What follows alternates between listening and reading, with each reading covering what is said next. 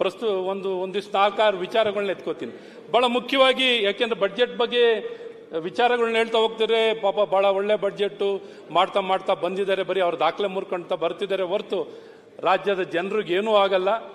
ಮತ್ತು ಈ cider, transformer ಮತ್ತು ಬೌಂಡ್ರಿ ಹಂತಗಳನ್ನು ಅನುಸರಿಸಬೇಕಾಗಿದೆ. ಬೌಂಡ್ರಿ ಮೀಟರ್ಗಳನ್ನು ಅಳವಡಿಸಬೇಕಾಗುತ್ತೆ, ಸ್ಮಾರ್ಟ್ ಮೀಟರ್ಗಳನ್ನು. ನೆಕ್ಸ್ಟ್, ನಂತರ ಎಸ್ಕಾಂ ತನ್ನ ಸ್ವಂತ ಖರ್ಚಿನಲ್ಲಿ ಪ್ರಚಲಿತದಲ್ಲಿರುವ ಎಲ್ಲ ಮೀಟರ್ಗಳನ್ನು ಸ್ಮಾರ್ಟ್ ಮೀಟರ್ಗಳನ್ನಾಗಿ ಬದಲಾಯಿಸಬೇಕು. ಅಲ್ಲ, ಇದು ಯಾರ್ದು ಗೈಡ್ಲೈನ್ಸು ಹೇಳಿ ದಯವಿಟ್ಟು. ಇದು central government the, KERC the ಅಥವಾ MOP ದ, ಯಾರ್ದು ನೀವು ಓದ್ತಾ ಇರೋದು? ಸ್ವಲ್ಪ ಕೊಡಿ ನನಗೆ. ಇದು ಯಾರು? ಎಲ್ಲ ನಾನು ಹೇಳ್ತಿರೋದು ನಿಮಗೆ. ನೀವು ಓದ್ತಾ ಇರೋದು ಯಾರು? Central electricity ಅಥಾರಿಟಿದು.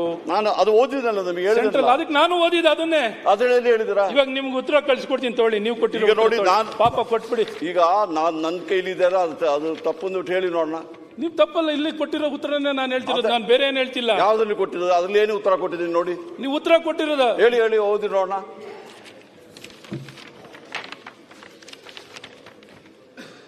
ಬೆಂಗಳೂರು ವಿದ್ಯುತ್ ಸರಬರಾಜು ಕಂಪನಿ, ಕರ್ನಾಟಕ ವಿದ್ಯುತ್ ಶಕ್ತಿ ನಿಯಂತ್ರಣ ಆಯೋಗ, ಪ್ರೀಪೇಡ್ ಸ್ಮಾರ್ಟ್ ಮೀಟರ್ ರೆಗ್ಯುಲೇಷನ್ ನಿಯಮಗಳು 2024.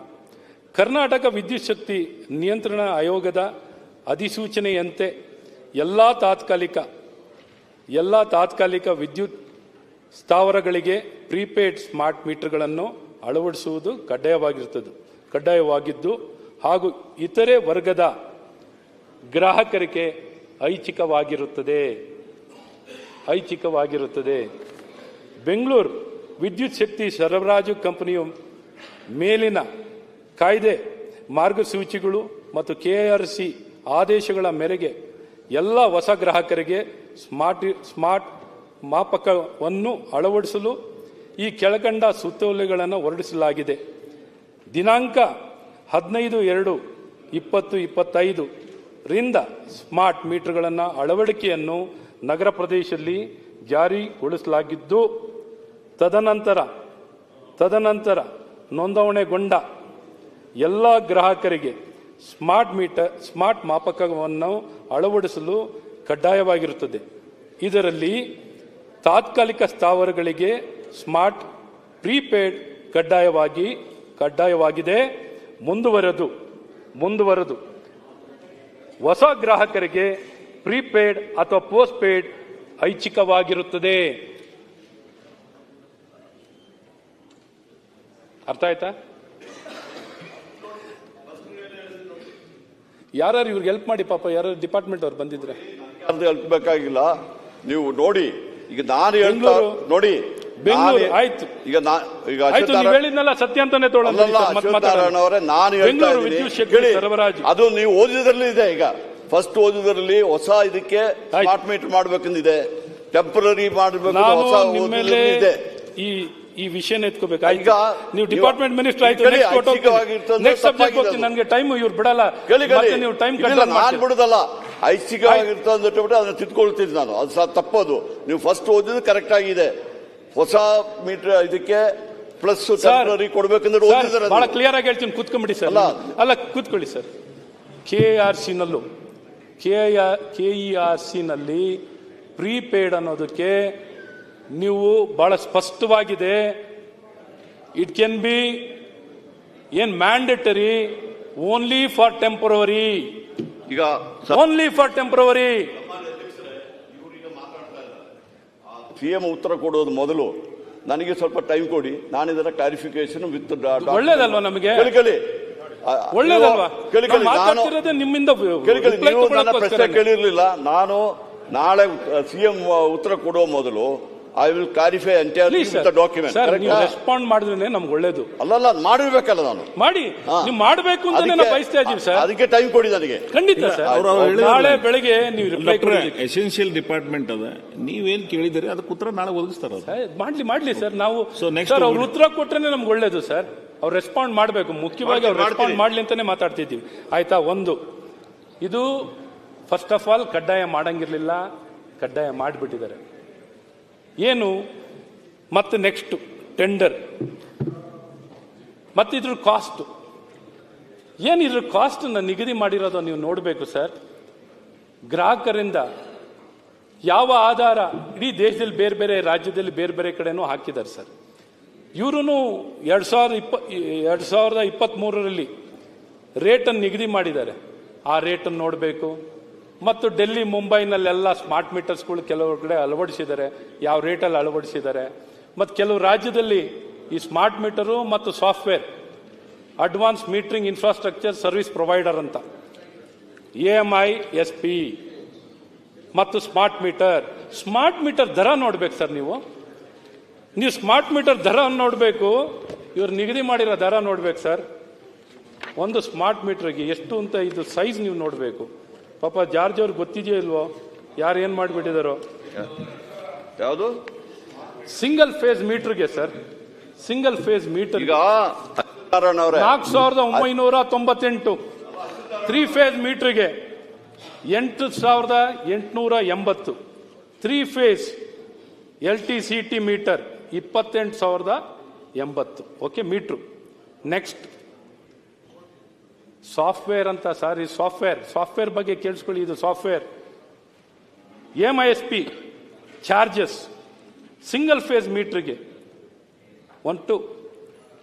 ಕಾಸ್ಟ್ ಎಷ್ಟಾಗುತ್ತೆ ಅಂದರೆ 9000 ಆಗುತ್ತೆ. 3 ಫೇಸ್ ಮೀಟರ್ಗೆ 14160.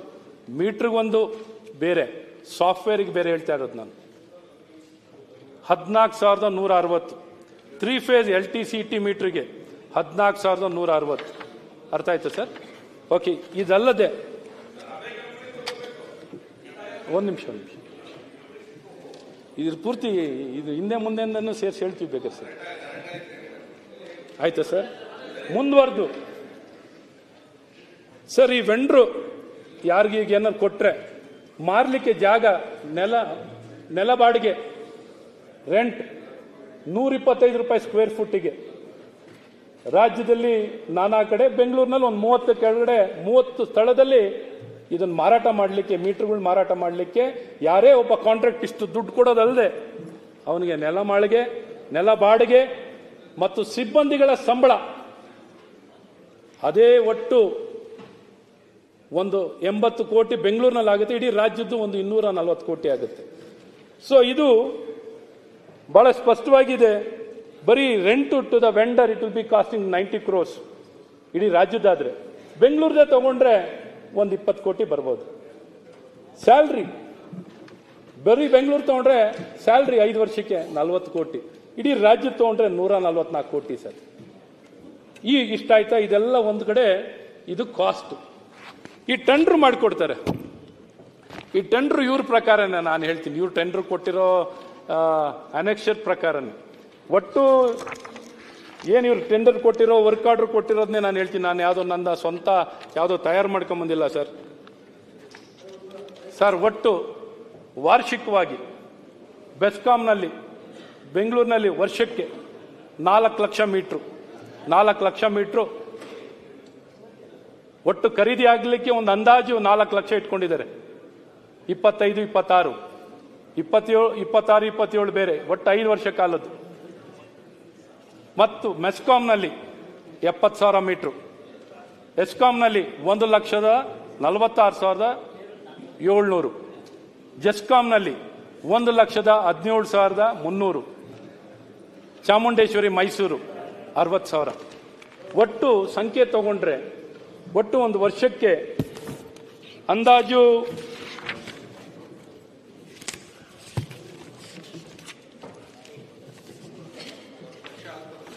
ಅಲ್ಲ 10 ಲಕ್ಷ ಒಂದು ಸ್ಪಷ್ಟವಾಗಿ ಕೊಟ್ಬಿಡೋಣ. ಯಾಕೆ ಸರ್?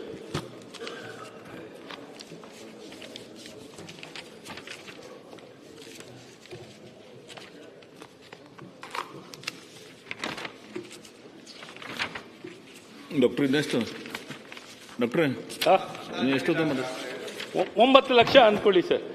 ಒಟ್ಟು 39 ಇದಾಯ್ತು. ಮುಂದೆ ಕೊಟ್ಟೋಗ್ತೀನಿ ಸರ್. ಒಟ್ಟು ಈ ಟೆಂಡರ್ನ ಯಾರಿಗೆ ಕೊಟ್ಟಿದ್ದಾರೆ ಅಂದರೆ ಸರ್, ಈ ಟೆಂಡರ್ನಲ್ಲೂ KTTP ಆಕ್ಟ್ ಅನ್ನು ಹೇಗೆ ಉಲ್ಲಂಘನೆ ಮಾಡಿದ್ದಾರೆ ಅಂತ. ಒಟ್ಟು ಈ ಟೆಂಡರಿನ ಗಾತ್ರ 6,000 ಕೋಟಿ. ಬೆಂಗಳೂರಿಂದ ಟೆಂಡರ್ ಏನು ಬೆಸ್ಕಾಂನಲ್ಲಿ ಕರೆದಿರುವಂಥ ಟೆಂಡರ್ ವರ್ಷಕ್ಕೆ 1050 ಕೋಟಿ, ಒಟ್ಟು 5 ವರ್ಷ ಕಾಲಕ್ಕೆ ಬಡ್ಜೆಟ್ ಖಂಡಿತ ತಲುಪಲಿಕ್ಕಾಗಲ್ಲ. ಇವ್ರು ಏನೇ ಜಾದೂನು ಮಾಡ್ಲಿಕ್ಕಲ್ಲ, ಚುಮಂತ್ರನು ಮಾಡ್ಲಿಕ್ಕಾಗಲ್ಲ. ಖಂಡಿತ ಈ ಬಡ್ಜೆಟ್ ಕಳೆದ ಬಡ್ಜೆಟ್ ತರನೇ ರಿವೈಸ್ ಆಗುವಂಥದ್ದು ಖಂಡಿತ ಖಚಿತ.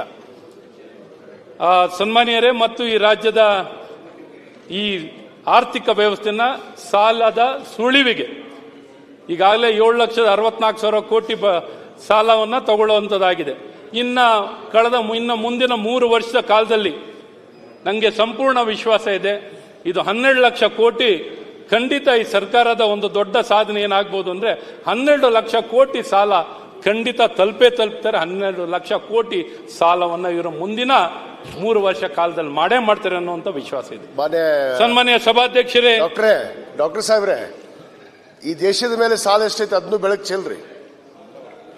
ಈ ದೇಶದಲ್ಲಿ ಎಷ್ಟು ಸಾಲ ಹೊತ್ಕೊಂಡು ಮಾತಾಡೋಣ ಅಲ್ಲಲ್ಲ, ಅದನ್ನು ಸ್ವಲ್ಪ ಬೆಳಕು ಚೆಲ್ರಿ. ಹಂಗೆ ನೀವು ಬಹಳಷ್ಟು ಚೆಲ್ಲಿದ್ದೀರಿ ಎಲ್ಲರಿಗೂ. ಇನ್ನೇನ್ ಬೇರೆ ಸಿದ್ದರಾಮಯ್ಯನವ್ರ ಬಡ್ಜೆಟ್ ಬಗ್ಗೆ ಮಾತಾಡೋ ಧೈರ್ಯ ದೇಶದ ಮೇಲೆ ಎಷ್ಟು ಸಾಲ ಐತೆ ಒಗಳು ಭಟ್ರಾಗಿ ಮಾತಾಡಿದ್ದೀರಾ ಬಿಡಿ. ಹೊಗಳಭಟ್ರಲ್ಲ, ದೇಶದ ಮೇಲೆ ಎಷ್ಟು ಸಾಲ ಇದೆ ಅದನ್ನು ಸ್ವಲ್ಪ ಬೆಳಕು ಚೆಲ್ರಿ. ನಿಮ್ಮವರೆಲ್ಲ ಮಾತಾಡಿದ ಅದನ್ನೇ ಡಾಕ್ಟ್ರೆ, ಅದನ್ನೇ ಮಾತಾಡಿದ್ದು.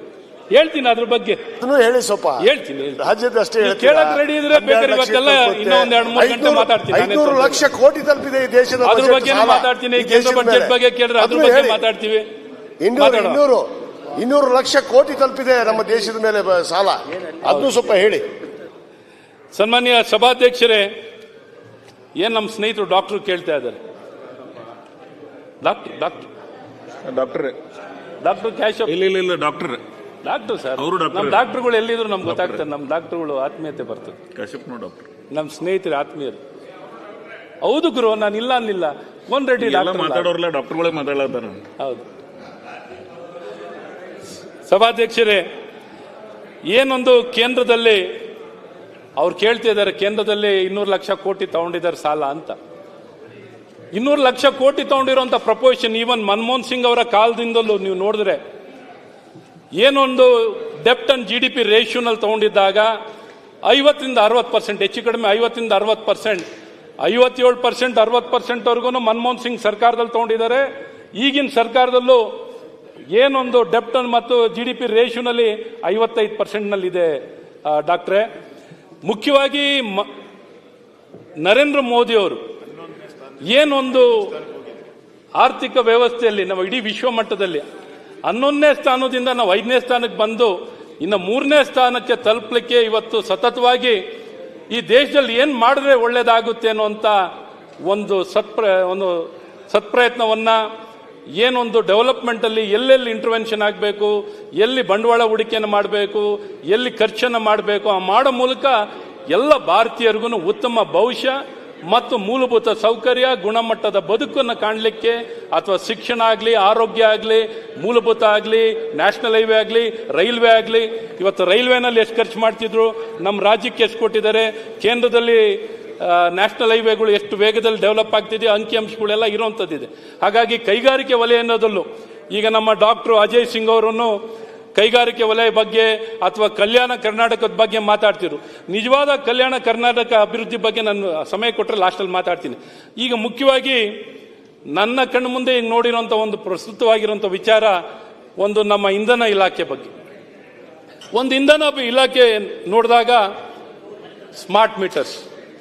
ಸ್ಮಾರ್ಟ್ ಮೀಟರ್ಗಳನ್ನು ನಮ್ಮ ಎಲ್ಲ ಗ್ರಾಹಕರಿಗೆ, ಹೊಸ ಗ್ರಾಹಕರಿಗೆಲ್ಲ ಮುಂದಿನ 5 ವರ್ಷ ಕಾಲದಲ್ಲಿ 39 ಲಕ್ಷ ವರ್ಷಕ್ಕೆ ಒಂದು ಸಾಧಾರಣ 9 ಲಕ್ಷ ಮೀಟರ್ ಹಂಗೆ ಇಡೀ ರಾಜ್ಯದಲ್ಲಿ ಎಲ್ಲ 5 ಎಸ್ಕಾಂಗಳಲ್ಲಿ ವರ್ಷ 9 ಲಕ್ಷ ಮೀಟರ್ಗಳನ್ನು ಅಳವಡಿಸುವಂಥದ್ದು ಗುರಿಯನ್ನು ಇಟ್ಕೊಂಡಿದ್ದಾರೆ. ಒಂದು ಬೇಡಿಕೆ ಪ್ರೊಜೆಕ್ಷನ್ ಇಟ್ಕೊಂಡಿರೋದು ಪ್ರತಿ ವರ್ಷ ಒಂದು 9 ಲಕ್ಷ, ಮುಂದಿನ 5 ವರ್ಷ ಕಾಲದಲ್ಲಿ 39 ಲಕ್ಷ ಮೀಟರ್ಗಳನ್ನ ಅಳವಡಿಸಬೇಕು ಅಂತ. ಇದನ್ನು ಅಳವಡಿಸಲಿಕ್ಕೆ ನಮ್ಮ ತಕರಾರಲ್ಲ. ಏನೊಂದು ಕಾನೂನಿನಲ್ಲಿ ಭಾರತ ಸರ್ಕಾರ ಇದು ಮುಖ್ಯ ಉದ್ದೇಶ ಸ್ಮಾರ್ಟ್ ಮೀಟರ್ನ ಅಳವಡಿಸೋದೇನು, ರಿಯಲ್ ಟೈಮ್ನಲ್ಲಿ ಏನು ಒಂದು ಟ್ರಾನ್ಸ್ಮಿಷನ್ ಲಾಸಸ್ ಅಕೌಂಟಿಂಗ್ ಆಗಬೇಕು, ಟ್ರಾನ್ಸ್ಮಿಷನ್ ಲಾಸಸ್ ಅಕೌಂಟಿಂಗ್ ಆಗಬೇಕು, ಎಲ್ಲಿ ಪೋಲ್ ಆಗ್ತಿದೆ, ಥೆಫ್ಟ್ ಆಗ್ತಿದ್ಯಾ, ಪಿಲ್ಫ್ರೇಜ್ ಆಗ್ತಿದ್ಯಾ, ಎಲ್ಲಿ ಏನು ಯಾವ ಹಂತದಲ್ಲಿ ಆಗ್ತಿದೆ. ಹಾಗಾಗಿ ಯಾವುದೇ ಒಂದು ಮನೆಗೆ ಕಡ್ಡಾಯವನ್ನು ಮಾಡೋ ಮೊದಲು ಏನೊಂದು ಡಿಸ್ಟ್ರಿಬ್ಯೂಟರ್, ಫೀಡರು, ಟ್ರಾನ್ಸ್ಫಾರ್ಮರು, ಬೌಂಡ್ರಿಗಳಲ್ಲಿ ಕಡ್ಡಾಯವಾಗಿ ಈ ಮೀಟರ್ಗಳನ್ನು ಅಳವಡಿಸಬೇಕು. ಅದಲ್ಲದೆ RDSS scheme, revamped distribution sector scheme ಅಂತ ಇದೆ. ಅದಕ್ಕೆ ದುಡ್ಡು 3,03,000 ಚಿಲ್ಲರೆ ಹಣವನ್ನು ಮೀಸಲಾಗಿಟ್ಟಿದ್ದಾರೆ. ಈಗಾಗಲೇ ಕೆಲವು ವರ್ಷದಿಂದ ಇದೆ ಸ್ಕೀಮ್. ಭಾರತ ಸರ್ಕಾರ ಏನು ಡಿಪಾರ್ಟ್ಮೆಂಟ್, ಮಿನಿಸ್ಟ್ರಿ ಆಫ್ ಪವರ್ ಇಂದ ಈ 3,03,000 ಚಿಲ್ಲರೆ ಹಣವನ್ನು 3,03,000 ಹಣವನ್ನು ಮೀಸಲಾಗಿಟ್ಟಿದ್ದಾರೆ. ಇದನ್ನ ಬಳಕೆಯನ್ನ ಮಾಡಿಕೊಂಡು ಔಟ್ಲೇ ಇರೋದು 3,03,000. ಇದನ್ನ ಕಡ್ಡಾಯವಾಗಿ ಎಸ್ಕಾಂ ಅವರು ಈಗಿರುವಂತ ಎಲ್ಲಾ ಗ್ರಾಹಕರ ಮನೆಗಳಿಗೆ ಅಳವಡಿಸಬೇಕು. ಅಳವಡಿಸಿದ ನಂತರ ಮಾತ್ರ ಏನ್ ಪ್ರಾಸ್ಪೆಕ್ಟಿವ್ ಕಸ್ಟಮರ್, ಅದು ಅಳವಡಿಸಿದ ನಂತರ ಹೊಸ ಕಸ್ಟಮರ್ ಯಾರು ಬರ್ತಾರೋ ಅವ್ರಿಗೆ ಮಾತ್ರ ನೀವು ಕಡ್ಡಾಯ ಮಾಡ್ಲಿಕ್ಕಾಗುತ್ತೆ. ಹಾಗಾಗಿ ಎಸ್ಕಾಮಿನ ಕಾಸ್ಟ್ ಅಲ್ಲಿ ಏನೊಂದು RDSS ಸ್ಕೀಮ್ ಅಡಿಯಲ್ಲಿ ಎಸ್ಕಾಂ ಅವರು ಕಡ್ಡಾಯವಾಗಿ ಅಳವಡಿಸಿದ ನಂತರ ಮಾತ್ರ ಈ ಸ್ಮಾರ್ಟ್ ಮೀಟರ್ಗಳನ್ನ ಅಳವಡಿಸಬೇಕು. ಇಲ್ಲಿ ನೋಡಿದ್ರೆ ಇವತ್ತು ನಮ್ಮ ಸರ್ಕಾರದಲ್ಲಿ ಬಹಳ ಅರ್ಜೆಂಟಲ್ಲಿ ಯಾವ ನಿಯಮಾವಳಿಗಳು ಇಲ್ಲ, KERC ನಿಯಮಾವಳಿಗಳಿಲ್ಲ, ಸೆಂಟ್ರಲ್ ಎಲೆಕ್ಟ್ರಿಕ್ ಅಥಾರಿಟಿ ಇಲ್ಲ, ಅಥವಾ ಮಿನಿಸ್ಟ್ರಿ ಆಫ್ ಪವರ್, ಇಲ್ಲೆಲ್ಲೂ ಕೇವಲ ಟೆಂಪ್ರವರಿ ಕನೆಕ್ಷನ್ಗೆ ಮಾತ್ರ, ಟೆಂಪ್ರವರಿ ಕನೆಕ್ಷನ್ ಅವ್ರಿಗೆ ಮಾತ್ರ ಸ್ಮಾರ್ಟ್ ಮೀಟರ್ ಅನ್ನು ಅಳವಡಿಸಬೇಕು. ಪ್ರೀಪೇಡ್ ಆಗಲಿ, ಪೋಸ್ಟ್ ಪೇಡ್ ಆಗಲಿ, ಇದು ಯಾವುದಕ್ಕೂ ಉಲ್ಲೇಖನೆ ಆಗಿಲ್ಲ. ಪೋಸ್ಟ್ ಪೇಡ್ ಅಂತೂ KRC ಸೂಚನೆಗಳು ಇವರಿಗೆ ಬದ್ಧವಾಗಿದೆ, ಹೌದು ಅಲ್ಲ? ಬದ್ಧವಾಗಿರುತ್ತೆ, ಅದು ಎದ್ದು ಬಿಡ್ತಾರೆ, ಇಲ್ಲ ಬೇಡ ಹೇಳ್ದೆ. KRC ನಿಯಮಗಳು ಇವರಿಗೆ ಬದ್ಧವಾಗಿರುತ್ತೆ ಎಲ್ಲ ಎಸ್ಕಾಂಗಳಿಗೆ. ಇವತ್ತು ಈ ಎಲ್ಲ ಬೇಕಂದ್ರೆ ಸವಿಸ್ತಾರವಾಗಿ ಹೇಳ್ತೀನಿ. KRCನಲ್ಲಿ ಕೊಡದಂತ ನಿಯಮಾವಳಿಯನ್ನ ಇವರು ಬೆಸ್ಕಾಂ ಗೈಡ್ಲೈನ್ಸ್ ಮಾಡ್ಕೋತಾರೆ. ಎಸ್ಕಾಂಗಳಲ್ಲಿ ಗೈಡ್ಲೈನ್ಸ್ ಮಾಡ್ಕೋತಾರೆ. ಬೆಸ್ಕಾಂನಲ್ಲಿ ಏನ್ ಗೈಡ್ಲೈನ್ಸು ಮ್ಯಾಂಡೇಟ್ರಿ ಮಾಡ್ಕೋಬಹುದು. ಯಾವ ಕಾನೂನಿನ ಅಡಿಯಲ್ಲಿ ಇವ್ರು ಮ್ಯಾಂಡೇಟ್ರಿ ಮಾಡ್ಕೋಬಹುದು? ಇವ್ರ ಗೈಡ್ಲೈನ್ಸ್ನೇ 13/2/2024, 13/2/2025 ಈ ಒಂದು ಅವರ ಒಂದು ಬೆಸ್ಕಾಮಿನ ಗೈಡ್ಲೈನ್ಸ್, ಸಭಾಧ್ಯಕ್ಷರೇ, operational guidelines for smart meter 13/2/2025 ಇಲ್ಲಿ ಹೇಳ್ತಾರೆ, operational guidelines for arranging power supply through prepaid smart meter for new permanent bar temporary installation, all new installations, all categories of consumer except temporary are obligated to install with smart prepaid and postpaid energy meters at their cost. ಮತ್ತೆ ನಮಗೆ calling attention ಉತ್ತರ ಕೇಳಿದ್ದೆ. ಆ ಉತ್ತರ ಕೇಳಿದಾಗ ಅವ್ರ ಉತ್ತರ ದಾರಿಗೆ ಬಂದ್ಬಿಟ್ಟು ಏನಂತ ಉತ್ತರ ಕೊಡ್ತಾರೆ? ಇಲ್ಲ, ಅವ್ರು ಸ್ವಇಚ್ಛೆಯಿಂದ ಹಾಕೋಬಹುದಷ್ಟೇ, ಕಡ್ಡಾಯ ಇಲ್ಲ, ಟೆಂಪ್ರವರಿ ಕನೆಕ್ಷನ್ ಮಾತ್ರ ಕಡ್ಡಾಯ ಅಂತ ನಮ್ಮ ಕಾಲಿಂಗ್ ಅಟೆನ್ಷನ್ ಉತ್ತರ ಕೊಟ್ಟಿದ್ದಾರೆ. ಹೊಸ ಕನೆಕ್ಷನ್ ಟೆಂಪ್ರವರಿ ಮಾತ್ರ. ಯಾರು ಹೊಸ ಕನೆಕ್ಷನ್ ತಗೊಳ್ತಾರೆ ಅವರಿಗೂ ಟೆಂಪರರಿ ಕನೆಕ್ಷನ್ಗೂ ಕಡ್ಡಾಯ ಮಾಡಿ ಅಂತ ನಾವು ಮಾಡ್ತೀವಿ. ಅದ್ರ ಪ್ರಕಾರ ಟೆಂಡರ್. ಬಟ್ ನೀವು ಕಾಲಿಂಗ್ ಅಟೆನ್ಷನ್ ಉತ್ತರ ಕೊಟ್ಟಿದ್ದು ಐಚ್ಛಿಕವಾಗಿದೆ ಅಂತ ಬರೆದಿದ್ರು. ಆಯ್ತು, ಹಾಗಿದ್ರೆ ಯಾವ ಕಾನೂನಲ್ಲಿ ಆಯ್ತು? ಇವರು ಒಪ್ಕೊಂಡಿದ್ದಾರೆ, ಇಲ್ಲಪ್ಪ ನಾವು ಕಾಲಿಂಗ್ ಅಟೆನ್ಷನ್ ಕೊಟ್ಟದ್ದು ಉತ್ತರ ಅದು ತಪ್ಪಿದೆ ಅಂತ ಹೇಳಿದ್ದಾರೆ. ಆಯ್ತು, ಅವರೇ ಒಪ್ಕೊಂಡಿದ್ದಾರೆ, ಕಡ್ಡಾಯ ಅಂತ ಹೇಳ್ಕೊಂಡಿದ್ದಾರೆ. ಆಯ್ತು, ಅವ್ರು ಹೇಳಿದ್ನೇ ಒಪ್ಕೊಂಡ್ಬಿಡ್ತೀನಿ. ಈಗ ಅವ್ರು ಹೇಳಿದ ಪ್ರಕಾರನೇ ಕಡ್ಡಾಯ. ಇವ್ರಿಗೆ ಯಾವ ಕಾನೂನಲ್ಲಿ ಇದು ಕಡ್ಡಾಯ ಮಾಡ್ಲಿಕ್ಕೆ? ಇದು ಮಾಡೋದು ಸ್ಮಾರ್ಟ್ ಮೀಟರ್ ಅಂದ್ರೆ ಏನು? ಡೆಫಿನೇಷನ್ ಆಫ್ ಸ್ಮಾರ್ಟ್ ಮೀಟರ್ ಇರೋದು ನಮ್ಮ ಟ್ರಾನ್ಸ್ಮಿಷನ್ ಲಾಸಸ್ ಅಕೌಂಟಿಂಗ್ ಆಗಬೇಕು, ರಿಯಲ್ ಟೈಮ್ನಲ್ಲಿ ಸಿಗಬೇಕು. ಏನೊಂದು ಎಲ್ಲ ಗ್ರಾಹಕರ ಮನೆಯಲ್ಲಿ ಫೀಡರ್ಗಳೆಲ್ಲ ಅಳವಡಿಸ್ತೇನೆ, ಟ್ರಾನ್ಸ್ಫಾರ್ಮರ್ಗಳೆಲ್ಲ ಅಳವಡಿಸ್ತೇನೆ, ಬೌಂಡ್ರಿಗಳೆಲ್ಲ ಅಳವಡಿಸ್ತೇನೆ. ಅಧ್ಯಕ್ಷ ಒಂದು ನಿಮಿಷ, ಯಾವ ಇದರ ಪ್ರಕಾರ ಬಿಟ್ರೆ CEA central electricity authority gazette notification 23/12/2019 ಏನು ಹೇಳ್ತಾರೆ ಅಂತ ಹೇಳಿದ್ರೆ, all new consumer meters shall be smart meters with prepayment feature, provided that the existing meters other than smart meters shall be replaced. Electricity MOP, government of Ministry of Power, central government. All consumers other than agriculture consumers in the areas with communication network shall be separate electricity with smart meters.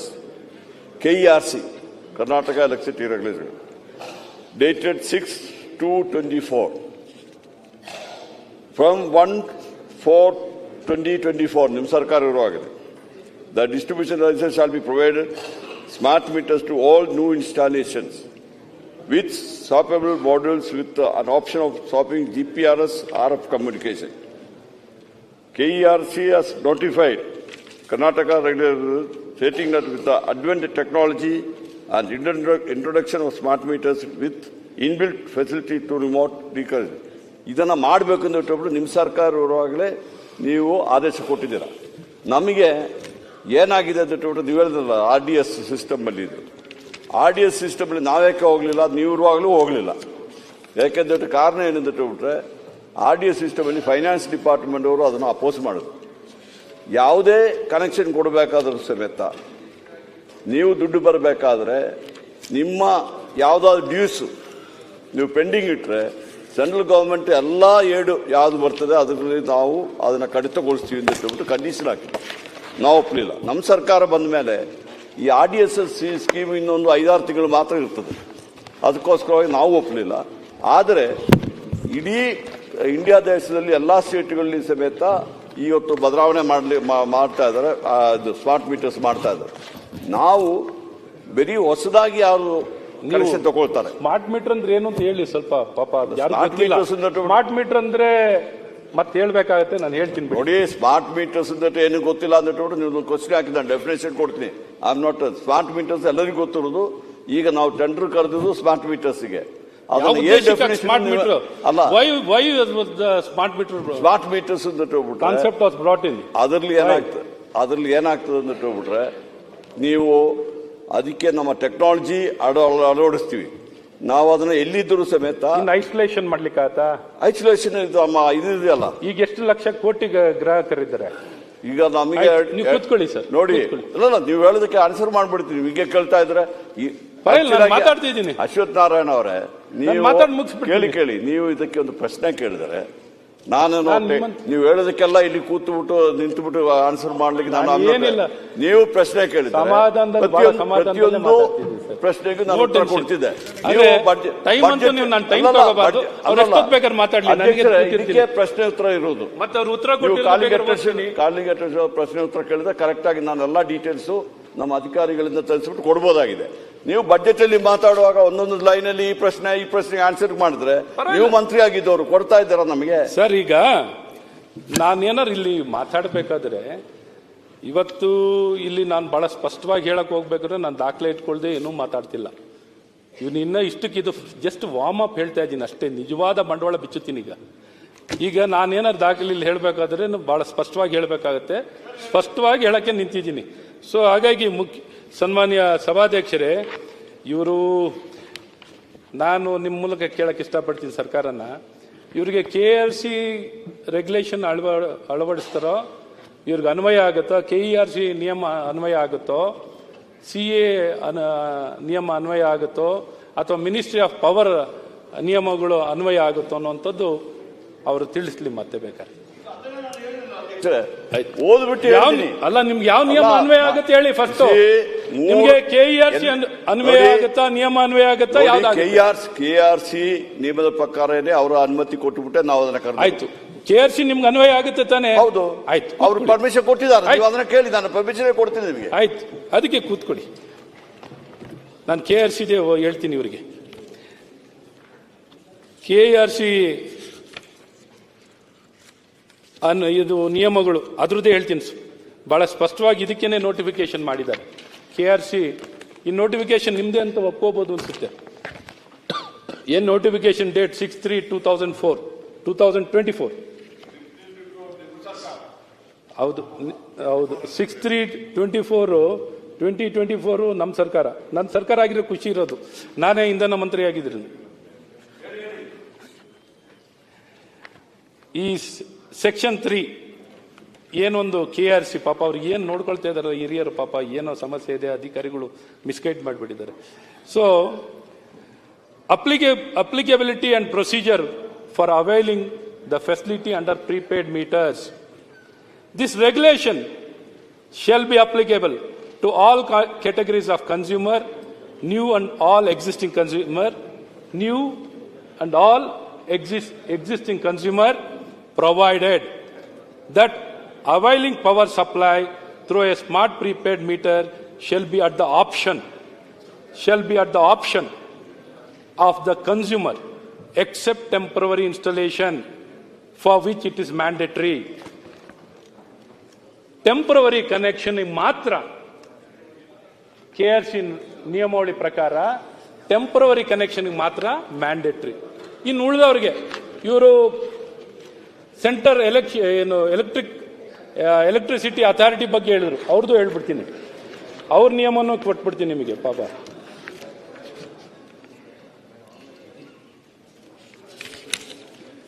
ಅವ್ರ ನಿಯಮವನ್ನು ಓದ್ಬಿಡ್ತೀನಿ ಅವ್ರಿಗೆ ಪಾಪ. Section 4, Regulation 4 of the said regulation for the sub-regulation, subsection 1, the following shall be substituted, namely, all new interface meters and energy accounting and audit meters shall be of static type and shall have automatic remote metering facility. All new consumers meters shall be smart meters with prepaid feature, provided that the existing meters other than the smart meters shall be replaced with smart meters. ಈಗಿರುವಂಥ ಕೋಟ್ಯಾಂತರ metres ಇದೆಯಲ್ಲ ಸಭಾಧ್ಯಕ್ಷರೇ, ಅವನ್ನೆಲ್ಲ smart metres ಆಗಿ replace ಮಾಡಿದ ನಂತರ ಮಾತ್ರ ಹೊಸ ಗ್ರಾಹಕರಿಗೆ, ಕೊನೆಯದಾಗಿ ಹೊಸ ಗ್ರಾಹಕರಿಗೆ ಕಡ್ಡಾಯವನ್ನು ಮಾಡಲಿಕ್ಕಾಗುತ್ತೆ. ನನ್ಗೆ ಗೊತ್ತಾಗ್ತಾ ಇಲ್ಲ. ಈಗ ನೋಡಿ, ನೀವೇನು ಕೇಳಿ ನೀವೇ ಓದಿದ್ರು, ನಾನು ಹೇಳ್ತೀನಿ. ಅಲ್ಲ, ನೀವು ಹೇಳಿದ್ರೆ ಎಲ್ಲ ಈಗ ಏನ್ ಹೇಳಿದ್ರ, ಈ ನೋಟಿಫಿಕೇಶನ್ ಎಲ್ಲ central electricity authority notification, new Delhi 23 December 2019. Okay, ಇಲ್ಲಿ ಕೇಳಿ, ಟೆಂಪರರಿ ಎಲ್ಲಿದೆ ಕೇಳಿ. ಓಕೆ, ಸಭಾಧ್ಯಕ್ಷರೇ ಯಾವ್ದೆಲ್ಲ ಓದ್ತಿರಲ್ಲ, ಆಯ್ತು, ಅವರು ಎಲ್ಲಿ ಹೇಳಿದ್ದಾರೆ ಎಲ್ಲ ಅವ್ರ ಉದ್ದೇಶ ಏನಿದೆ, ಸ್ಮಾರ್ಟ್ ಮೀಟರ್ ಇದ್ರೆ ಅದನ್ನ ಬಿಟ್ಟು ಬಾಕಿ ಎಲ್ಲ ಸ್ಮಾರ್ಟ್ ಮೀಟರ್. ಈಗ ಸರ್ಕಾರ ಎಸ್ಕಾಂಗಳ ಉದ್ಧಾರಕ್ಕಾಗಿ ಎಂದು ಪರಿಚಯಿಸಲು ಮುಂದಾಗಿರುವ ಸದರಿ ಸ್ಮಾರ್ಟ್ ಮೀಟರ್ ಅಳವಡಿಕೆ ಯೋಜನೆ ರೂಪಿಸುವಾಗ ಮಾತ್ರ CEA ಮತ್ತು KERC ಮಾರ್ಗಸೂಚಿಗಳನ್ನು ಸ್ಪಷ್ಟವಾಗಿ ಗಾಳಿಗೆ ತೂರಿದೆ. ಸರ್ಕಾರ ಈ ಅವಸರದ ಹಿಂದಿರುವ ಮಾತ್ರ ಗ್ರಾಹಕರ ಜೇಬಿಗೆ. ನಾನು ಹೇಳ್ತಾ ಇದ್ದೀನಿ, ಈಗ ನೀವು ಹೇಳ್ತಾ ಇದ್ದೀರಾ, ಮತ್ತೆ KERC ಹೇಳ್ಬಿಟ್ಟು ನೀವು ಎಲ್ಲ ಉಲ್ಲೇಖ ಮಾಡಿದ್ದೀನಿ. ಹೇಳ್ಬೋದು, ನೀವು ಟೀಕೆ ಮಾಡ್ಲಿಕ್ಕೆ ಏನ್ ಬೇಕಾದ್ರೆ ಹೇಳ್ಬೋದು. ನಾನು ಇಲ್ಲಿ ಹೇಳಿದ್ದೀನಿ, ಮಿನಿಸ್ಟ್ರಿ ಆಫ್ ಪವರ್ ಏನು ಹೇಳಿದ್ದಾರೆ, ಸೆಂಟ್ರಲ್ ಗವರ್ಮೆಂಟ್ ಎಲೆಕ್ಟ್ರಿಸಿಟಿ ಅಥಾರಿಟಿ ಏನು ಹೇಳಿದ್ದಾರೆ, KERC ಏನು ಹೇಳಿದ್ದಾರೆ ಅಂತ ಹೇಳಿದ್ರೆ, ಟೆಂಪರರಿ ಮತ್ತೆ ಹೊಸ ಇದಕ್ಕೆ ಸ್ಪಷ್ಟವಾಗಿ ಅವ್ರು ಹೇಳಿದ್ದಾರೆ, ಅದನ್ನ ಸ್ಮಾರ್ಟ್ ಮೀಟರ್ ಮಾಡಿದ್ರೆ ಹೇಳಿದ್ದಾರೆ. ನೀವೇನು ಹೇಳ್ತಾ ಇದ್ದೀರಾ, ಅವ್ರು ಹೇಳಿದ್ರು ಸ್ಮಾರ್ಟ್ ಮೀಟರ್ ಇದ್ದಲ್ಲಿ ಬದಲಾವಣೆ ಮಾಡಬೇಡಿ ಅಂತ ಹೇಳಿದ್ದಾರೆ. ಈ ಸ್ಮಾರ್ಟ್ ಮೀಟರ್ ಈಗ ಇದ್ದಲ್ಲಿ ನಾವು ಬದಲಾವಣೆ ಹೋಗುದಿಲ್ಲ. ಸಭಾಧ್ಯಕ್ಷರೇ, ಕಾಲಿಂಗ್ ಅಟೆನ್ಷನ್ ನಂಗೆ ಕೊಟ್ಟಿರೋ ಉತ್ತರ ಇವ್ರದೇ ಇದೆ. ಎಷ್ಟನೇ ತಾರೀಕು ಅದ್ರ ಕೊಡಿ, ಕಾಲಿಂಗ್ ಅಟೆನ್ಷನ್ ಕಾಪಿ ಕೊಡಿ. ನೀವೇ ಸೈನ್ ಮಾಡಿದಿರಲ್ಲ. ಅಲ್ಲ, ಕೊಡಿ, ನನಗೆ ಸ್ವಲ್ಪ ಕೊಡಿ, ನೋಡ್ತೀನಿ. ಪಾಪ ಅಲ್ಲ, ನಾನು ತರಿಸ್ಕೊಳ್ತೀನಿ, ನನ್ನ ಹತ್ರ ಇದೆ, ನೋಡ್ತೀನಿ. ಡೇಟು ನೀವು ಒಂದೊಂದು ವರ್ಡ್ ಒಂದೊಂದು ಸೆಂಟೆನ್ಸ್ ನಿಮಗೆ ಬೇಕಾದ ಮಾತ್ರ ತೆಗೆದುಬಿಟ್ಟು ಇದು ಮಾಡ್ತೀರ. ಈಗ ನೋಡಿದಲ್ಲ, ಈಗ KRC ಅವ್ರು ಏನ್ ಹೇಳಿದಾರೆ, ಪೂರ್ತಿ ಹೇಳ್ತಾ ಇದ್ದಾರೆ. ಇಲ್ಲಿ ಮಿನಿಸ್ಟ್ರಿ ಆಫ್ ಪವರ್ ಏನ್ ಹೇಳಿದಾರೆ, ಅಲ್ಲ ಮಿನಿಸ್ಟ್ರಿ ಆಫ್ ಪವರ್ ಏನ್ ಹೇಳಿದಾರೆ ಅಂತ ಹೇಳ್ಬಿಟ್ಟು ನೀವು ಹೇಳ್ತೀನಿ. ಈಗ ನನ್ನ ಹತ್ರ ಬಂದಿದೆ, ನೋಡ್ತೀನಿ. ಈಗ CA ಗೆಜೆಟ್ ಇವರೇ ಉಲ್ಲೇಖ ಮಾಡ್ಕೊಂಡಿದ್ದಾರೆ. CA ಗೆಜೆಟ್ ನ ಉಲ್ಲೇಖ ಮಾಡ್ಕೊಂಡಿದ್ದಾರೆ, MOP ಗೆಜೆಟ್ ಉಲ್ಲೇಖ ಮಾಡ್ಕೊಂಡಿದ್ದಾರೆ, KRC ಉಲ್ಲೇಖ ಮಾಡ್ಕೊಂಡಿದ್ದಾರೆ. ಎಲ್ಲ ಉಲ್ಲೇಖನೆ ಅವರೇ ಮಾಡ್ಕೊಂಡಿದ್ದಾರೆ, ಅವರೇ ಹೇಳಿದ್ದಾರೆ. ಅವ್ರು ನಾನು ಉಲ್ಲೇಖನೆ ಮಾಡಿದಲ್ಲ ಪಾಪ ಇವರು ನೋಡಿ, ಕಾಂಟ್ರಾಕ್ಟ್ ಕೊಟ್ಬಿಟ್ಟಿದ್ದಾರೆ. ಗೆಸೆಟೆಡ್ ನಿಮ್ಮ ಮುಂದೆ ಇಡ್ತೀನಿ, ನಾನೇನು ಉಲ್ಲೇಖನೆ ಮಾಡಿದಲ್ಲ. ಆಯ್ತು, ನಾನು ಹಂಗೆ ಯಾವ ರೀತಿಯಲ್ಲಿ ಉಲ್ಲೇಖನೆ ಮಾಡ್ಲಿಕ್ಕೆ ಆಗ್ತದೆ? ನಿಜಾಂಶ ಅನ್ನೋದು ನಾನು ಹೇಳ್ಬೇಕಾಗ್ತದೆ. ಆಯ್ತು ನೀವು ಸಚಿವ, ಹೇಳಿ ಅದು ಸರಿ ಇಲ್ಲ ಅಂತ ಹೇಳ್ಬಿಟ್ರೆ ಆಯ್ತು ಸಚಿವರು. ಈಗ ನೋಡಿ ನನ್ನ ಹತ್ರ ಇದೆ ಅದು. ಸನ್ಮಾನ್ಯ ಸಭಾಧ್ಯಕ್ಷರೇ,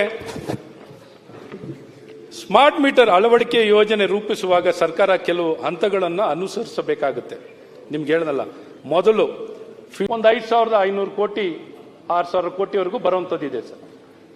ಇದಕ್ಕೆ ಬೇಕಾದಂತ ಎಲಿಜಿಬಿಲಿಟಿ 1 ವರ್ಷದ turn over double of the 1 year turn over ತಗೊಳ್ತಾರೆ ಸರ್. 1 ಇಯರ್ ಟರ್ನ್ ಓವರ್ನ ಡಬಲ್ ತಗೊಳ್ತಾರೆ. ಈ ಯಾವ ಮಾನದಂಡವನ್ನು ಅನ್ವಯವನ್ನು ಮಾಡದೆ ಏನೊಂದು ಈ ಪರ್ಫಾರ್ಮೆನ್ಸ್ ಗ್ಯಾರಂಟಿ ಆಗಲಿ, EMD ತಗೊಳ್ಳೋದ್ರಲ್ಲಾಗಲಿ, ಮತ್ತು ಇದನ್ನ ಈ ಕಾಂಟ್ರಾಕ್ಟ್ ಅನ್ನು ಯಾರಿಗೆ ಕೊಟ್ಟಿದ್ದಾರೆ ಅಂದ್ರೆ, ಒಬ್ಬ ಎಲೆಕ್ಟ್ರಿಕ್ ಪೋಲ್ ತಯಾರು ಮಾಡೋನು ಈ ಸಾಫ್ಟ್ವೇರು ಮತ್ತು ಸ್ಮಾರ್ಟ್ ಮೀಟರ್ ಅನ್ನ ಸಪ್ಲೈ ಮಾಡಲಿಕ್ಕೆ ಕಾಂಟ್ರಾಕ್ಟ್ ಕೊಟ್ಟಿದ್ದಾರೆ. ಒಟ್ಟಿದೊಂದು 7 ರಾಜ್ಯದಲ್ಲಿ ಈಗ ಒಬ್ಬ ಬೆಸ್ಕಾಂನಲ್ಲಿ ಇಲ್ಲಿ ತಗೊಂಡಿದ್ದಾರೆ ರಾಜೇಶ್ವರಿ ಅವರು. ರಾಜ್ಯದಲ್ಲಿ 4 ಎಸ್ಕಾಂನಲ್ಲಿ ಏನಾದ್ರು ಕಾಂಟ್ರಾಕ್ಟ್ ತೊಗೊಳಕ್ಕೆ ಇವನ್ ಲೆಟರ್ ಬೇಕು. ಅದ್ಯಾಕ ಮಂಗಳೂರದೊಂದು ಮೆಸ್ಕಾಂದೊಂದು ಬಿಟ್ಟು ಇನ್ನು 3 ಭಾಗದಲ್ಲೂ ನಿಮ್ ಜೆಸ್ಕಾಂ, ಮೆಸ್ಕಾಂ, ಚಾಮುಂಡೇಶ್ವರಿನಲ್ಲಿ ಇವನ್ ಲೆಟರ್ ಕೊಟ್ಟವನಿಗೆ ಕಾಂಟ್ರಾಕ್ಟ್ ಕೊಡಬೇಕು. ಟೆಂಡರ್ಗೆ ಎಲಿಜಿಬಿಲಿಟಿ ಬರೋದು ಯಾರಿಗೆ ಅಂದ್ರೆ ರಾಜೇಶ್ವರಿ ಅವನು ಲೆಟರ್ ಕೊಟ್ಟರೆ ಮಾತ್ರ ಎಲಿಜಿಬಿಲಿಟಿ. ಓಕೆ, ಇವನ್ ಎಲಿಜಿಬಿಲಿಟಿನೇ ಪ್ರಶ್ನೆ ಇದೆ. ಮುಖ್ಯವಾಗಿ ಇವ್ರು ಯಾರ ಹತ್ರ ಅಲ್ಲ, ಈ smart meter manufacturer main authorised forms ಅಂತ ಏನಿದಾವೋ 3 ಜನ ಮ್ಯಾನುಫ್ಯಾಕ್ಚರ್ ಮಾಡ್ತಾರೆ ಸರ್. 3 ಜನ, ಇನ್ನ ತುಂಬಾ ಜನ ಇದ್ದಾರೆ. ಇವರೇನು ಅಗ್ರಿಮೆಂಟ್ ಮಾಡ್ಕೊಂಡಿರೋದು 3 ಜನ, ಸ್ನೈಡರು, ಇನ್ನೊಂದು 1-2 ಜನ ಇದ್ದಾರೆ. ಇವರಿಂದ ನಾನು ಕೇಳ್ತೀನಿ, ಯಾಕೆ ನೇರವಾಗಿ ಮ್ಯಾನುಫ್ಯಾಕ್ಚರರ್ ಇಂದಾನೆ ಟೆಂಡರ್ ಮಾಡಿ ಆ ಮ್ಯಾನುಫ್ಯಾಕ್ಚರರ್ ಇಂದ ಯಾಕೆ ತಗೊಳ್ಳಲ್ಲ? ಇವನ್ ಮಧ್ಯದಲ್ಲಿ ಒಬ್ಬ ಎಲೆಕ್ಟ್ರಿಕ್ ಪೋಲ್ ತಯಾರು ಮಾಡೋ ವ್ಯಕ್ತಿ ಸಾಫ್ಟ್ವೇರ್ ಅನ್ನ ತಯಾರು ಮಾಡೋದು, ಸಾಫ್ಟ್ವೇರ್ ಇವನ್ ಅಗ್ರಿಮೆಂಟ್ ಮಾಡ್ಕೊಂಡಿರೋದು ಯಾರು ಗೊತ್ತಾ ಸರ್? ನೀವು ಟೆಂಡರ್ ನಾವು ಡಾಕ್ಯುಮೆಂಟ್ ಕೊಟ್ಟಿದ್ದು ಸೆಂಟ್ರಲ್ ಗವರ್ಮೆಂಟ್ ಇಂದ ಬಂದ ಡಾಕ್ಯುಮೆಂಟ್ ಪ್ರಕಾರ ಕಂಡೀಷನ್ ಹಾಕಿ ನಾಳೆ ಬೆಳಗ್ಗೆ ಹೇಳ್ತೀರಲ್ಲ, ನಾಳೆ ಬೆಳಗ್ಗೆ ಎಲ್ಲ ಸುಳ್ಳು ನಾಳೆ ಬೆಳಗ್ಗೆ ಪೇಪರ್ ಎಲ್ಲ ಹಾಕ್ಬಿಡ್ಲಿ ಅವರು. ಅಲ್ಲಿ ತನಕ ಹೇಳ್ತೀರಾ ನೀವು ನನಗೆ ನೋಟಿಸ್ ಕೊಟ್ಟಿದ್ದೀರಾ? ಸರ್ ನೀವು ನಾನು ಹೇಳೋದು ಕೆಲವು ವಿಚಾರ ಇವರು ನನಗೆ ನೋಟಿಸ್ ಕೊಟ್ಟಿದ್ದಾರಾ? ಅಧ್ಯಕ್ಷರೇ, ಅವಕಾಶ ಸ್ಟ್ರೈಕ್ ಮಾಡವ್ರೆ, ಇವ್ರಿಗೆಲ್ಲ ಮೆಮೊರಾಂಡಮ್ ಕೊಟ್ಟವ್ರೆ. ನೆನ್ನೆ ತಾನೇ ನೋಡಿ ರೂಪಾಯಿ ಜಾಸ್ತಿ ನೋಡಿ ಸರ್, ಮಾತಾಡ್ಬಿಡ್ರಿ ಪೇಪರ್ ಇದು ಮ್ಯಾನುಫ್ಯಾಕ್ಚರರ್ ಬಿಟ್ಬಿಟ್ಟು ಸಪ್ಲೈಯರ್ ಕೊಟ್ಟು 1,000 ರೂಪಾಯಿನ ಮೀಟರ್ 5,000 ರೂಪಾಯಿ ಕೊಟ್ಟಿದ್ದೀರಿ. ಪ್ರತಿಯೊಂದು ಟೆಂಡರ್ ಸಮೇತ ರೈವಲ್ ಪಾರ್ಟಿ ಇರ್ತಾರೆ, ನಿಮಗೆ ರೈವಲ್ ಪಾರ್ಟಿ ಅಂತ ಕೊಟ್ಟಿರ್ತಾರೆ ಅಷ್ಟೇ. ನೀವು ಇನ್ನೊಬ್ಬ ಇವರು ಕಾಂಟ್ರಾಕ್ಟ್ ಹೇಳ್ದಂಗೆ ಕೇಳ್ತಿರಲ್ಲ. ನಿಮಗೆ ನಾನು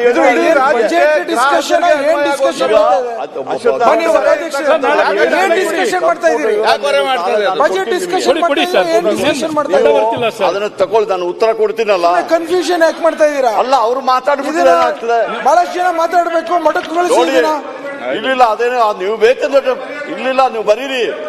ನೀವು ಬರೀಲಿಕ್ಕೆ ನಮಗೇನು ಹೆದರಿಕೆ ಇಲ್ಲ. ನಾವು ಸ್ಪಷ್ಟವಾದ ಉತ್ತರ ನಾಳೆ ಕೊಡ್ತೀವಿ. ಈಗ ಬಂದಿದೆ ಸರ್, ಮಾತಾಡಿದ್ವಿ. ಪ್ರತಿಯೊಂದಕ್ಕೂ ಮುಖ್ಯಮಂತ್ರಿ ನನಗೆ ಬರುವುದು, ನನಗೆ ಬರೋ ವಿಚಾರ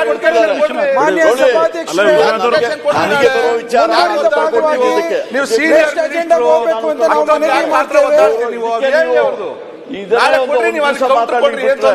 ಏನಾಗ್ತದೆ ಅವ್ರು ಏನಿದೆ ಅಂದ್ರೆ ಸ್ಪಷ್ಟವಾಗಿ ಹೇಳಿ ನಾನು ಉತ್ತರ ಕೊಡ್ತೀನಿ. ಆಯ್ತು ಸರ್. ಸರ್, ಮತ್ತೆ ಈ ಸಾಫ್ಟ್ವೇರ್ ಏನು AMISP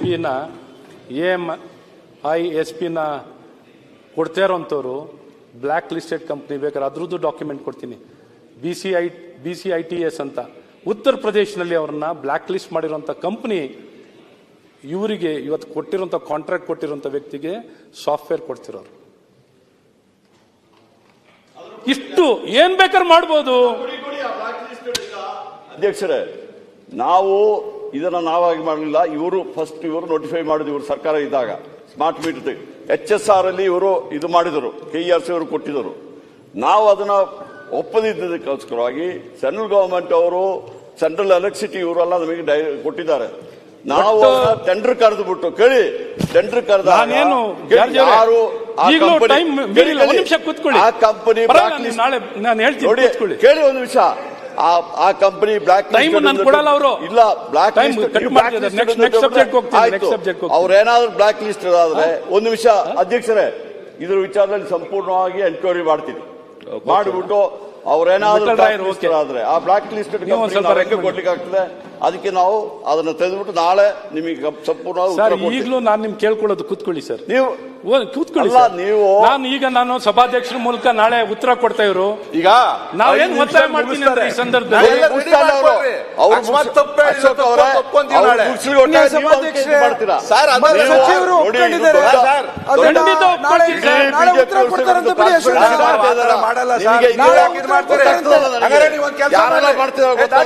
ನೀವು ಸ್ಮಾರ್ಟ್ ಮೀಟರ್ನ 1,500 ಕೊಡ್ತೀವಿ ನಾವು. 5,000 ಕೊಟ್ಟಿದ್ರೆ ರಾಜೀನಾಮೆ ಕೊಡ್ತೀರಾ?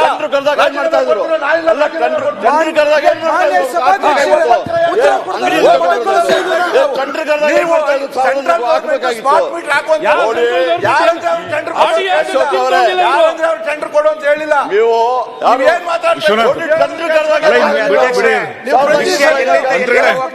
ಬೇರೆ ಸಬ್ಜೆಕ್ಟಿಗೆ ಹೋಗಿ ಅವರು 1,500 ಹಾಕಿದ್ದಾರೆ. ಸಬ್ಜೆಕ್ಟ್ ಮುಂದೆ ನೀವು 10 ನಿಮಿಷ ಕೇಳಿ, ಆಮೇಲೆ ಬೇಕಾದ್ರೆ ಬೇರೆ ರಾಜ್ಯ ಬಿಜೆಪಿ ರಾಜ್ಯಗಳಿಗೆ ಕೊಟ್ಟಿದ್ದಾರೆ.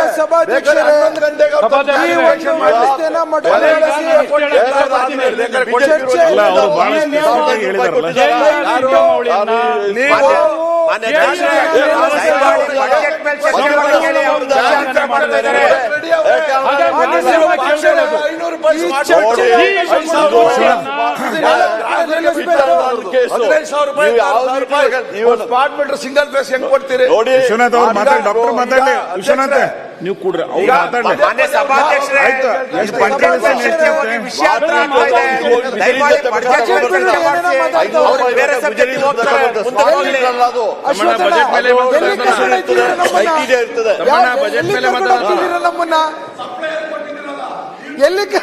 ಅದು ನೋಡಿ, ಸರಿಯಾದ ಸಮರ್ಥನೆ ವಾಪಸ್ ತಗೊಳ್ರಿ. ನಾಳೆ ಬೆಳಗ್ಗೆ ನಾನು ಮಾಡ್ತಿದ್ದೇನೆ. ಸುಮ್ಮನೆ ಅಲ್ಲ, ನಾಳೆ ಬೆಳಗ್ಗೆ ಆಯ್ತು. ನಾಳೆ ಬೆಳಗ್ಗೆ ಅದಲ್ಲ, ನೀವೆಲ್ಲ ಹೇಳುದು ಇಲ್ಲ ಮಂತ್ರಿಗಳು ಸಭಾಧ್ಯಕ್ಷರೇ, ನಾಳೆ ಬೆಳಗ್ಗೆ ನನ್ಗೆ ಮಾತಾಡ್ಲಿಕ್ಕೆ ಕೊಡಿ, ಅವ್ರು ಉತ್ತರ ಕೊಡಿ. ಇಲ್ಲ, ನಾಳೆ ನಾನು ಉತ್ತರ ಕೊಟ್ಟ ಮೇಲೆ ಅದ್ರ ಮೇಲೆ ಮಾತಾಡಿ. ಹೆಂಗೆ? ಅಯ್ಯೋ, ಮತ್ತೆ ಇವರು ಸುಳ್ಳು ಹೇಳ್ಬಿಡುದು. ಇದೊಂಥರ ಹೊಸ ಅಧ್ಯಾಯ ನೋಡ್ತಾ ಇದ್ದೀನಿ. ನೋಡಿ ಅಶ್ವಥ್ ನಾರಾಯಣ ಅವರೇ, ನಾಳೆ ನಮ್ಗೇನಿಲ್ಲಿ ಜಗಳಕ್ಕೆ ಸ್ಮಾರ್ಟ್ ಮೀಟರ್ ವಿಚಾರದಲ್ಲಿ ನಾನು ನಾಳೆ ಸ್ಟೇಟ್ಮೆಂಟ್ ಮಾಡ್ತೀನಿ. ಕೂತ್ಕೊಳ್ಳಿ, ಮಾಡಿ. ಅದಾದ್ಮೇಲೆ ಮಾನ್ಯ ಅಧ್ಯಕ್ಷರೇ, ಆಯ್ತು. ಮಾನ್ಯ ಅಧ್ಯಕ್ಷರೇ, ದಯಮಾಡಿ ಸಬ್ಜೆಕ್ಟ್ ಮುಂದಕ್ಕೆ ಹೋಗಲಿ. ಗಮನ ಸೆಳೆಯ ಪ್ರಶ್ನೆ ಇದೆ. ಹೆಂಗಿದ್ರು ಮಂತ್ರಿಗಳು ನಾಳೆ ಬೆಳಿಗ್ಗೆ ಉತ್ತರ ಕೊಡ್ತೀವಿ ಅಂತ ಹೇಳಿದ್ದಾರೆ. ಅಶ್ವಥಣ್ಣವರು ದಯಮಾಡಿ ಮುಂದಕ್ಕೆ ಹೋಗಲಿ ಸಬ್ಜೆಕ್ಟ್.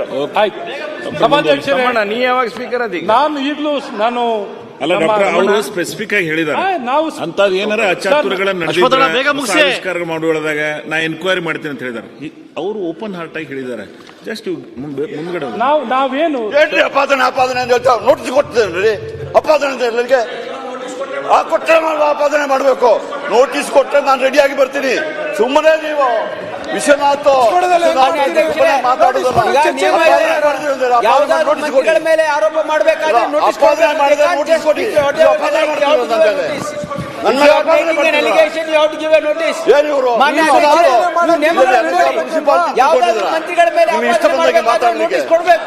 ಅವ್ರಿಗೆ ಹೇಳಿ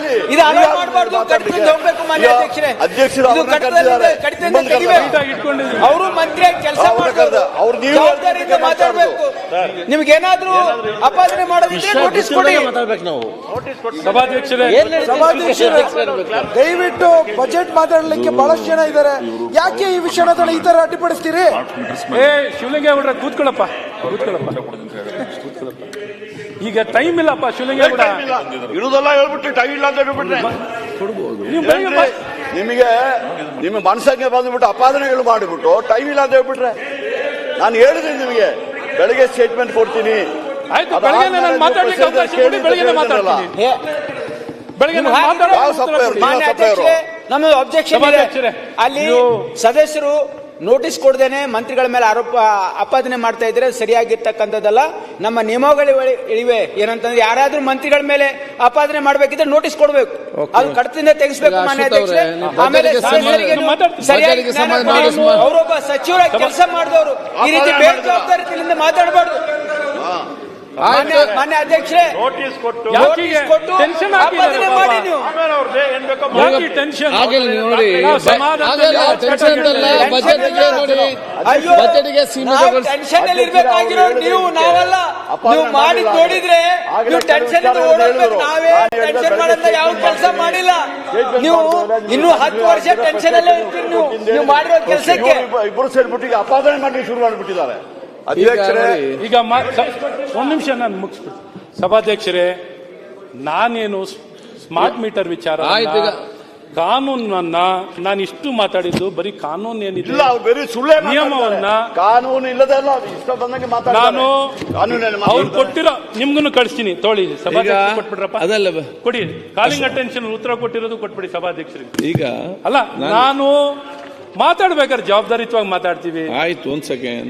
ನಾನೇನು ಅವ್ರ ಈಗ ಮಿನಿಸ್ಟರ್ ಜವಾಬ್ದಾರಿ ಮುಖಾಂತರ ಏನ್ ಹೇಳಿದ್ದಾರೆ, ಅವರ ನಾನು ನಾಳೆ ಬೆಳಿಗ್ಗೆ ಗಮನಕ್ಕೆ ತರ್ತಾ ಮಾತಾಡ್ತೀನಿ ಅಂತ ಇದ್ದೀನಿ. ಹೇಳಿದ್ದಾರೆ. ಏನ್ ತಪ್ಪಾಗ್ತಿದೆ ಅದನ್ನ ಸರಿಪಡಿಸ್ಕೊಳ್ಳಿಕ್ಕೆ ನೀವು ಸರಿಪಡಿಸ್ಕೊಳ್ಳಿಕ್ಕೆ ಅಧ್ಯಕ್ಷರೇ, ಮುಖ್ಯವಾಗಿ ನಾನೇನು ನಾಳೆ ಬೆಳಗ್ಗೆ ಅಯ್ಯೋ ರಾಮ ಏನ್ ಸರ್ ಇದು? ಏನಾಗಿದೆ ಸ್ಟೇಟ್ಮೆಂಟ್ ಮಾಡ್ತೀನಿ.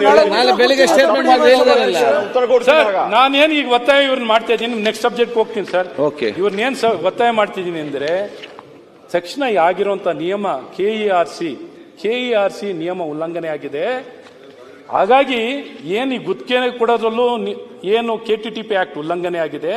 ಹಾಗಾಗಿ ಈ ಗುತ್ತಿಗೆ ಕೊಟ್ಟಿರೋದನ್ನ ರದ್ದುಪಡಿಸಿ ಕಾನೂನು ಪ್ರಕಾರವಾಗಿ ನೀವು ಕ್ರಮವನ್ನು ವಹಿಸಿ. ಇಲ್ಲದೇ ಇದ್ರೆ ನೀವು ನಾಳೆ ಇದು ಸರಿ ಇದೆ ಅಂತ ನಿಂತ್ಕೊಂಡ್ರೆ ನಾವು ಕೇಳ್ತೀವಿ, ಸದನ ಸಮಿತಿಯನ್ನ ಮಾಡಿ ತನಿಖೆಯನ್ನು ಮಾಡಿ, ಸದನ ಸಮಿತಿಯನ್ನ ಮಾಡಿ. ಮಾನ್ಯ ಸಭಾಧ್ಯಕ್ಷ 7.5 ಎಂಕ್ವೈರಿ ಮಾಡ್ತೀನಿ.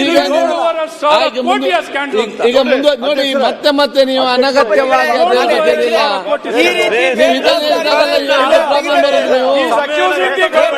ಆರೋಪ ಮಾಡಿದ್ರೆ ಪ್ರಾಬ್ಲಮ್ ಆಗುದು. ಯಾಕೆ ಆರೋಪ ಮಾಡಬೇಕು?